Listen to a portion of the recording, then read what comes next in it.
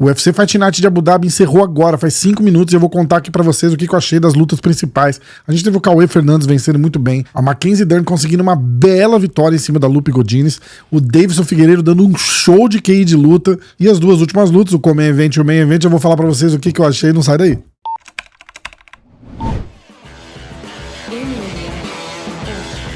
Galera, já estamos começando o vídeo, eu vou falar pra vocês, não esquece de deixar o like, é super importante pro canal. A gente tava numa maré aí de shadow ban e tal, tá melhorando muito e é 100% com a ajuda de vocês, então não esquece de deixar o like, já deixa agora. Depois do vídeo acabar, se vocês não gostarem, volta aqui e deixa o dislike, não tem problema nenhum, bota o joinha pra baixo. E se é um conteúdo que vocês gostam, se é um assunto que vocês gostam de acompanhar, considere se inscrever no canal pra vocês não perderem nenhum vídeo quando sair, tá bom? Valeu, bora pro vídeo. Esse card do UFC Fight Night de hoje foi muito bom, considerando alguns desfalques, né? Os grandes boatos era que o Chimaev era pra tá nesse card também. Nunca chegou a concretizar nenhuma luta com ele. Aliás, tá meio complicado pra marcar a luta com ele. Acabou de marcar agora a luta contra o Whittaker. Vamos ver se consolida mesmo, se vai rolar essa luta, né? O Chimaev tem tido vários problemas de saúde, mas outra luta que era pra ter acontecido era o Nick Diaz com o Vicente Luque, que também caiu, mas não deixou nada a desejar, não. O card foi muito bom. Eu vou começar falando das lutas que interessam pra mim, pelo menos, né? Tomara que sejam as mesmas que interessam pra vocês, mas eu vou falar dos brasileiros e de algumas lutas do card principal. Cauê Fernandes voltando muito bem, lutou muito bem mesmo, com QI de luta sensacional, muito bom de trocação. Eu não sei se chegou a surpreender, porque a gente já sabia que ele era bom, a gente não tinha visto isso na primeira luta, né? Ele estreou com derrota no UFC pro Mark Diakiese, e ficou meio... foi uma derrota ali, decisão dividida e tal, mas deixou um pouco a desejar, mas deu a volta por cima agora. E falar em volta por cima, e a Mackenzie, hein? A Mackenzie conseguiu uma vitória importantíssima, lutou muito bem. Eu, assim, com o coração partido, quando perguntaram pra mim o que eu achava, eu falei, eu acho que não dá pra Mackenzie, porque a gente vai baseado nas últimas performances, né? E a Mackenzie não tava vindo bem. Eu tinha notado até um declínio no jogo em pé da Mackenzie. E eu tive uma ótima surpresa quando eu comecei pra esse camp ver que ela voltou com o Jason Parrillo pra treinar boxe, que era o primeiro coach dela, era o cara que tava desenvolvendo todo o jogo dela, tava fazendo um trabalho muito bom. E aí a academia que eles treinavam lá, a Ruka, é Ruka ou Roca? Eu não lembro, é alguma coisa assim. Se dissolveu aquele RVCA que vocês estão cansados de ver por aí, era uma academia, era uma marca de esportes, tal, não sei o que, e acabou sendo vendida e dissolvida. E aí o time todo debandou e a Mackenzie foi bem naquela época do divórcio, ela ficou meio sem lugar pra treinar, sem, uma vida de cabeça pra baixo, e a gente percebeu que isso teve um efeito, assim, fulminante na performance dela, né?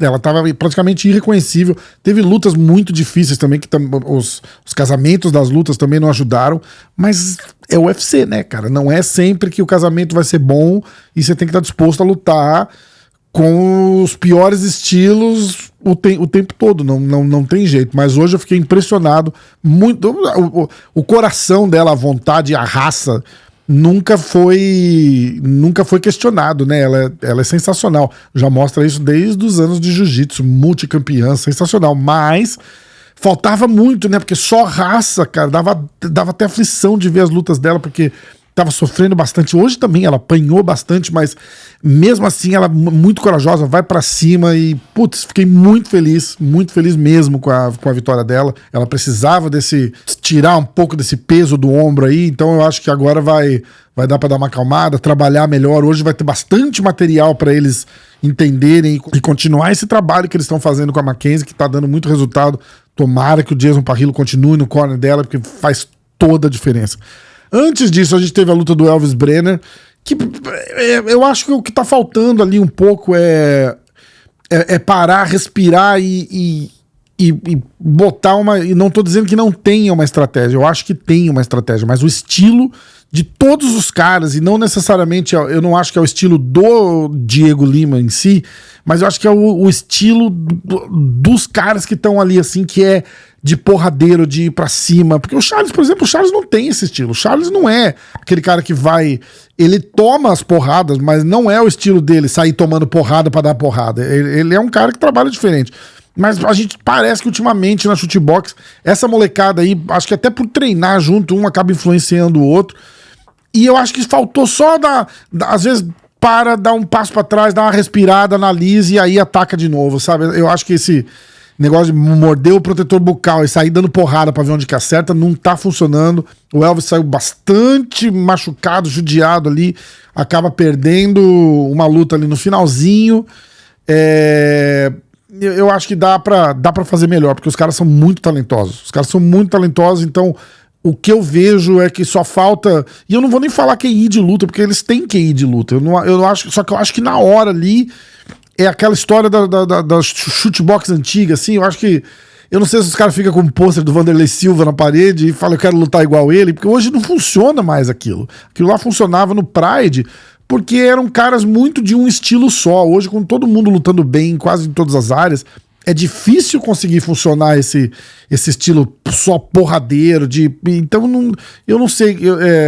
Na minha análise, eu tô fazendo uma crítica assim, extremamente calma e racional, sabe? Eu não tô dizendo, ele é horrível, nada. Porque vocês pegam pesado lá no Instagram, né? Quando o cara perde. Quando o cara ganha, tava ótimo. Aquela luta que ele nocauteou com o Catelades e vocês acharam que, nossa, é isso aí, é muito coração, não sei o quê. Hoje foi igual. A luta foi exatamente igual ao final, só que no final ele não conseguiu nocautear e acabou sendo parado. Mas mesmo assim não é um estilo... Primeiro que não é um estilo saudável, né? Porque o cara toma um nível de damage ali na hora da luta que não precisa tomar. A carreira dele vai ser curtíssima se eles continuarem nesse ritmo assim, né? Mas eu acho que falta, de repente, ouvir mais o corner e dar um passo pra trás, dar uma respirada e aí ir de novo pro ataque, entendeu? É o que eu achei. Falando de QI de luta e de parar, pensar o que vai fazer e usar a melhor estratégia, vem o Deiveson, né? O Deiveson pegou um cara muito maior que ele. Eu até fiz um post lá no Instagram mostrando que dava pra ver a diferença de tamanho. Claramente, duas categorias diferentes praticamente, entre ele e o Marlon Vera. E como o bicho luta bem e bate forte, muito técnico, muito inteligente, botou pra baixo, trocou porrada na hora que tinha que trocar porrada, não se intimidou e foi aí. Venceu do Marlon Vera agora e já pediu luta pelo cinturão. Eu queria saber de vocês, o que vocês acham, sem o hype, né? Eu fiz a mesma pergunta lá no Insta logo depois da luta e a resposta é avassaladora, mas agora que já passou um pouquinho, eu quero que vocês respirem, bota a mão no coração aí, fala calma e me responde. Ele desafiou ou o Merab ou o Sean O'Malley, que é a próxima luta que vai ser pelo cinturão, né? Ele quer pegar o vencedor dessa luta. Eu quero saber o que vocês acham que acontece. Depois do que a gente viu hoje, depois do que a gente viu no UFC 300 contra o Cody Garbrandt, não que o Cody Garbrandt oferecesse o tipo de risco que o Marlon Vera, infinitamente não o Cody Garbrandt de hoje, pelo menos, né? Mas eu quero saber, baseado nessas duas lutas, o que a gente viu do Deiveson nessa categoria nova dos galos, o que vocês acham que dá pra fazer? Dá pro Deiveson ganhar esse cinturão em cima do Merab ou em cima do O'Malley? Me conta aí, eu quero saber o que vocês acham. Eu acho que dá. Eu acho que dá. Não sei contra o O'Malley, porque o O'Malley é muito preciso nos golpes, isso complica bastante. Mas eu acho que contra o Merab dá sim. Eu fiquei um pouco preocupado com o Gás. Eu achei que o Deiveson deu uma caidinha no terceiro, mas é natural, porque, porra, trabalhou muito, né? Atacou muito, quedou e, pô, então é natural cair, mas a gente tem que pensar numa luta de 5 rounds. Se essa luta de hoje tivesse 5 rounds, eu ainda acho que ele teria vencido, mas eu não acho que teria sido tão equilibrado os últimos rounds, hein? Então eu acho que isso é uma coisa pra prestar atenção e pensar, por exemplo, numa luta contra o Merab, se isso vai fazer diferença. Chegando lá no quarto, no quinto round, que o Merab não para, né? Como é que o Deiveson vai estar? Em compensação, ele não vai ter a desvantagem do tamanho. Eu acho que ele é maior que o Merab, então eu acho que acaba sendo favorável pra gente. Mas me conta, eu quero saber o que vocês acham. E aí a gente vai pro Common Event. Eu não achei nada demais do Chara Bullet. Não sei se a gente criou uma expectativa muito alta.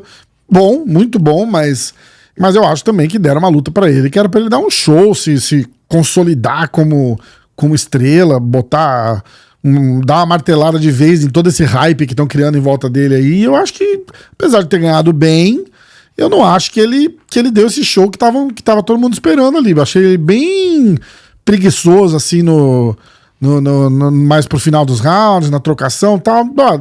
Resumindo, não me impressionou muito, não. O que me impressionou foi a luta final do Corey Sandhagen contra o Mano Magomedov. Porque eu honestamente achei que o Corey ia ganhar a luta.